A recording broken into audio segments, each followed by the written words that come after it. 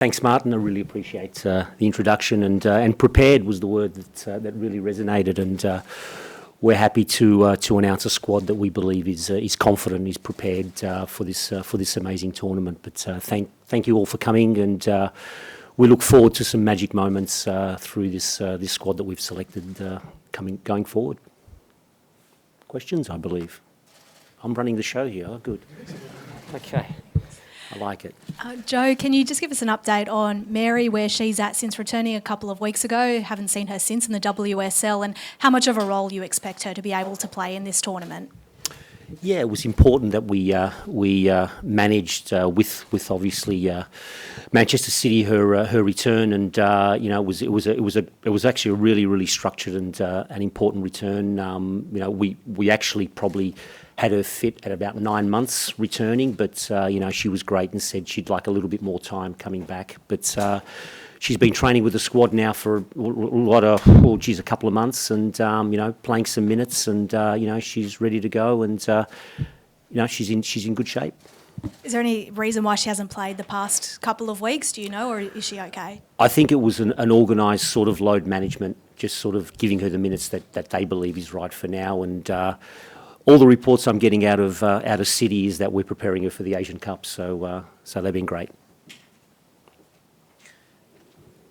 Just on that, any minutes restrictions when she's available for the Matildas, or will she be fully ready to go? She's been training fully, and all we're going to do is assess each game and see which is the best lineup to tackle each game. And Mary could feature from the start. Mary could come in the last 20 minutes. We'll just assess each game as it goes.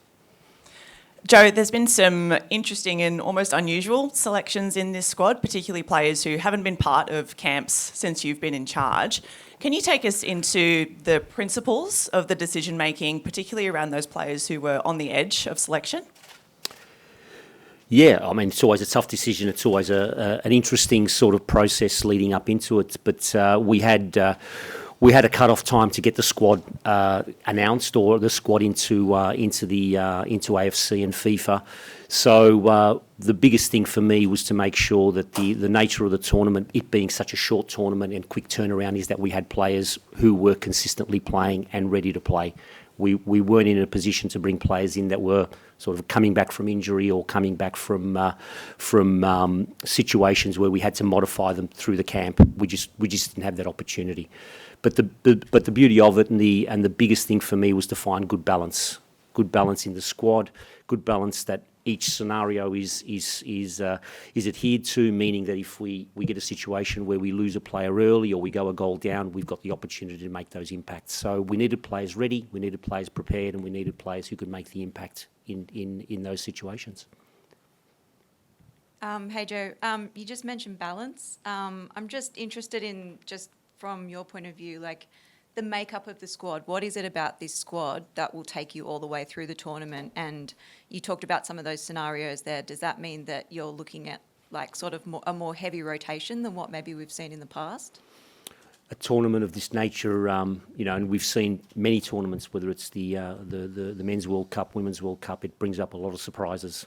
So we need to, it's not a situation of a league where you can sort of plan and rotate accordingly. It's very, very important that we're prepared for quick turnarounds. I mean, we've got a bit of travel also. We go from Perth to Gold Coast, so that all of a sudden has its difficulties and challenges. But the biggest thing for me was to make sure that we covered all scenarios. So if we needed to change system, if we needed to change structure, we could do that quickly. And look, we've done a lot of work even in the background with staff in terms of being prepared, in terms of for a lot of scenarios. So the squad, we believe is strategic, is prepared for all those scenarios that tournament football can bring. Joe, 2 players from our local league here, the A-League Women's, Holly Mack and Michelle Heyman. What qualities did they bring to this squad, and why were they selected? Oh, look, Michelle scores goals. So, you're gonna have minimal opportunities in these games, and she's one that has the impact and has the opportunity to finish the action, which is really, really important. And look, I think we've all seen Holly Mack sort of, and how important she's been in the A-League, but also the impact she's made coming in with the national team. So, she's one that can play in probably all three areas in the top third. So to have that ability to put her on as a central striker or a wide player or one coming from deeper is really, really important, and that just sort of goes into the idea of the balance of the squad and looking at all scenarios to make sure that we're sorted. Were there any other players from our local league that were unlucky to miss out, perhaps? You're amazing, because I forgot to mention that, and you've done well to ask that question. The biggest I suppose project or scenario that we've done, and the assistant coaches can confirm this, that we've done a lot of work in the A-League over the last 6 months, scouting, looking, finding scenarios, and there were probably, I'd say, 4 players that were very, very close to making this squad that were probably not identified in the build-up, but have done well in the A-League, and we believe that the future is in a good space with this, because there's a lot of talent. We just now need to expose it to that international competition. Sorry to hog the mic if anyone needs to. What is your message to kind of the, let's say, more casual fans who fell in love with the Matildas in 2023, who maybe aren't following the game day by day, but probably will dip back into the Matildas? What's your message to sort of them about this squad and how this team might be potentially different? Well, we love our events here, so I assume a lot of the supporter base will come out, because it is a tournament that on the world scale. But my remit and the way I approach the game is always to play a brand of football that excites, to play a brand of football that's going to be proactive, and one of the things that's important to me, and I think important to the brand, is that we play a brand that's is going to put in a good showcase. So come out and watch a Matildas game and you'll be entertained. Hi Joe, how excited are you for the captain Sam Kerr? How excited is she? She was injured during the World Cup here, but still scored a magical goal. Is she back to her absolute best, and do you expect her to be doing flips around the country, scoring goals? I'll leave that to Sam, and I hope she does a lot of backflips. That means she'll be scoring a lot of goals, so which is good. But she's, there's something that just in Sam's voice, and just speaking to her on Zoom calls and so on, that just excites me about the fact that she's really, really excited to come here. She's really, really excited to put that jersey on, and really excited to I think give the public a real showcase of how we're going to play. She's there's a buzz in the air when you speak to her, and it's really exciting. So she's really happy to be coming back and performing on this amazing stage. A lot of talk about Sam and Mary and the stars that everyone knows, but also there's a group of 8 players that are playing their first Asian Cup, but they're all coming through in really good form, playing a lot of minutes. Can you tell us about that group and their runway to selection?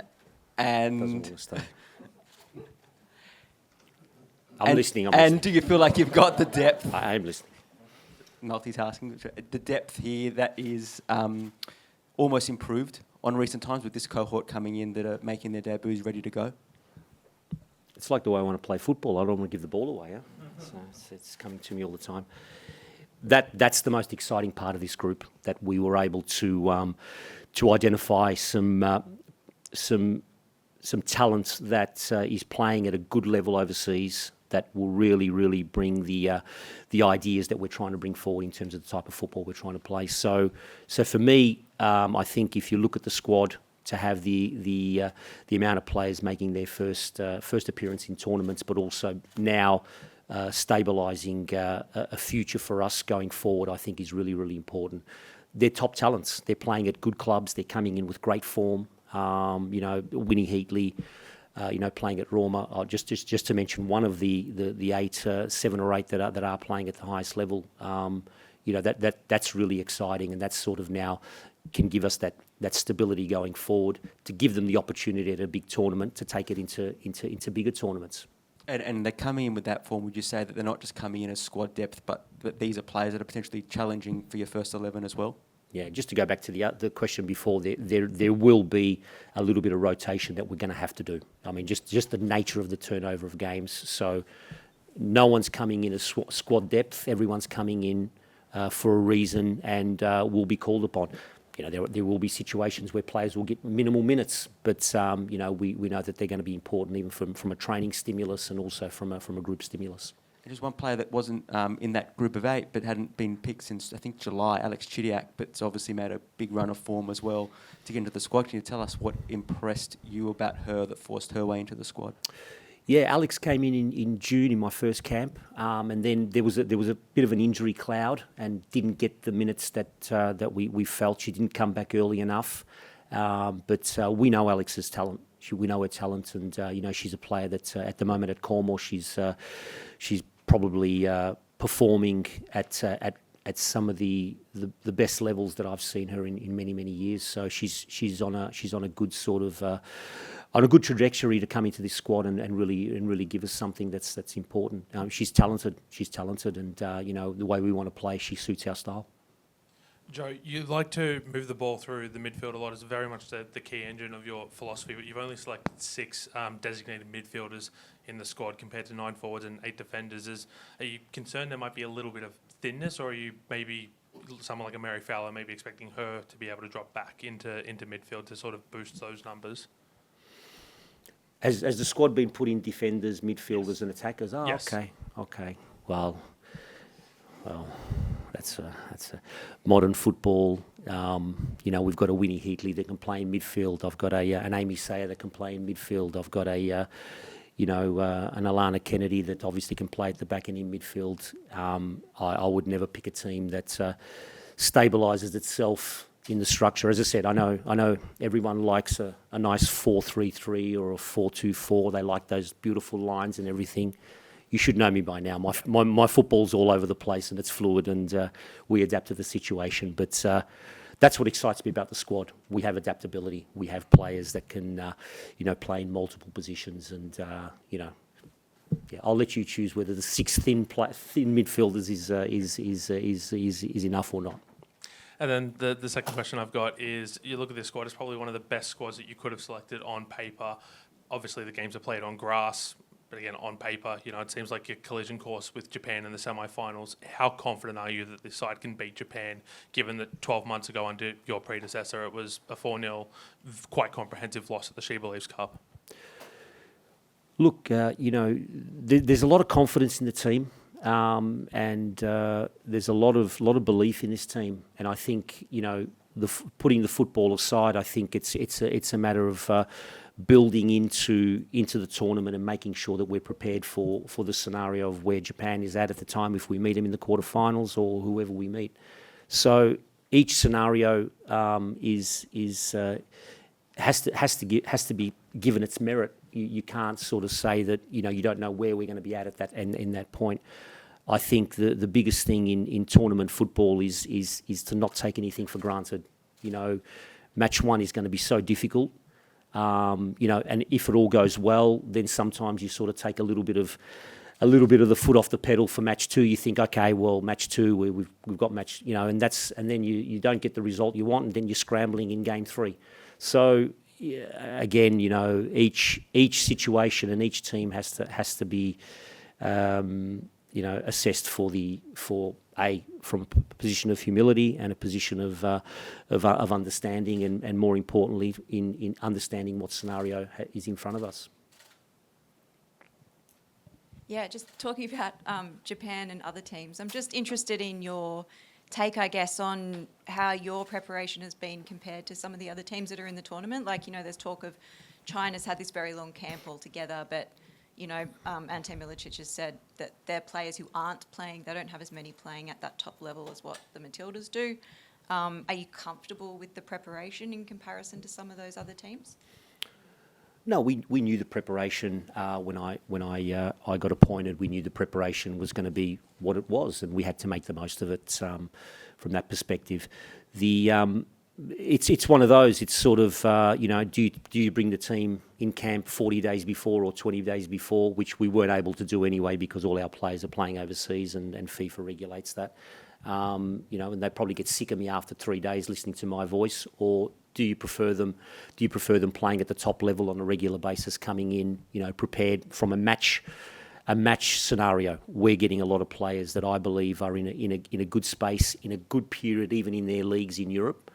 And I think that our preparation has been the best that we can be.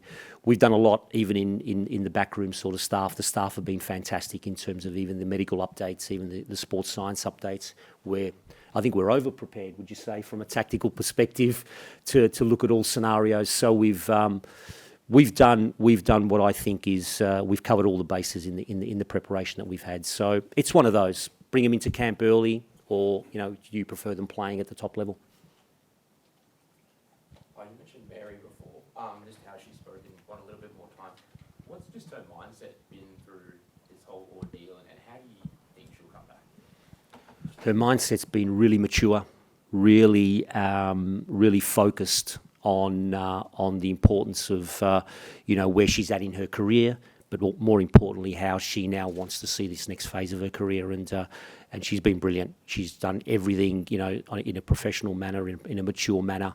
And even just to take a little bit, even to say to the staff and to the city staff and to us to say, look, I just want a little bit more time. I just want to get it right. I think shows a lot of maturity. So she's coming in really excited. She was really happy when I called her to announce that she was in the squad. But I'm really excited to be working with her. Just a home tournament. For you, more excitement or pressure? What are they calling me now? NPJ, No Pressure Joe, something like that, is it? Is that what they're calling me now? Look, this is what we do it for. We do it for the pressure. We do it for these events. I just got goosebumps thinking about it. I remember when the job was offered to me, I said, wow, I get to do the first tournament in Australia at a major tournament with this amazing national team, in my home country. So it's exciting. I'm just going to enjoy every moment. Joe, the first game against the Philippines, what are you expecting from them? And are you looking to kind of set a tone for the Matildas for the tournament? Yeah, absolutely. Setting a tone, but it's important we set the tone in the way we want to set it in terms of our football, in terms of sending the right messages, in terms of that we want to dominate games and we want to be in charge of our destiny, and that's really, really important. We've looked at the Philippines. A tricky side, a tricky team. They have quality. They'll be well organised. And as I said, when you have a lot of the ball, when you dominate a lot of games in terms of with the ball, it's those one or two moments that you lose the ball in transition, and then all of a sudden something happens. So we need to be super prepared from a football perspective, because we know the occasion is going to be a big occasion, the opening game and the home tournament. So we do want to set the tone. That opening game, Joe, is just 11 days away. What does that period look like now? You've got the squad set, the players are set to arrive in Australia over the coming days. What does preparation look like with that game on the horizon?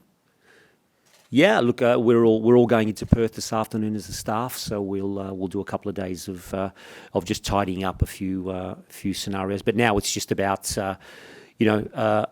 making sure that they finish all their games on the weekend, the players. So that's the biggest thing, and and getting them ready for travel and making sure that they're fresh for our first session during the week. But for us, it's just making sure that the health and well-being of the players is paramount, and we're all ready. So yeah, I mean, our preparation, as I said, started a long time ago, but now it's about bringing it all together and making sure that we're healthy. And obviously the jet lag scenario is going to be one, so we need to get players over jet lag as quick as we can. Hi, Joe. There's multiple Australian coaches in this tournament, yourself, but obviously with some other teams as well, both head coaches, assistant coaches. What does that say about the quality of Australian coaches and the system that they've all sort of come through? We have a work ethic in football that I think has no comparison overseas in what I've experienced. We have challenges as coaches who are developing as coaches or going through the system. We have good things, we have bad things, but in the end, we develop probably some of the most resilient, knowledgeable coaches in the world, and I say that, and I can probably use a little bit of experience from overseas. They work hard, they're curious, they want to learn, and I think that shows, and that's why we have a lot of good people around the world, and as you said, not just coaches, good operators in terms of admin, in terms of other areas, the sports science, the medical areas, and that's because of our work ethic and our curiosity to be better and want to be better, and I hope that we acknowledge that, and I hope that we give them the credit that they deserve, because I know the journey, I know it's difficult, and there's nothing to compare, our resilience and our work ethic. Great, thank you. Thank you, everyone. Super, thank you guys.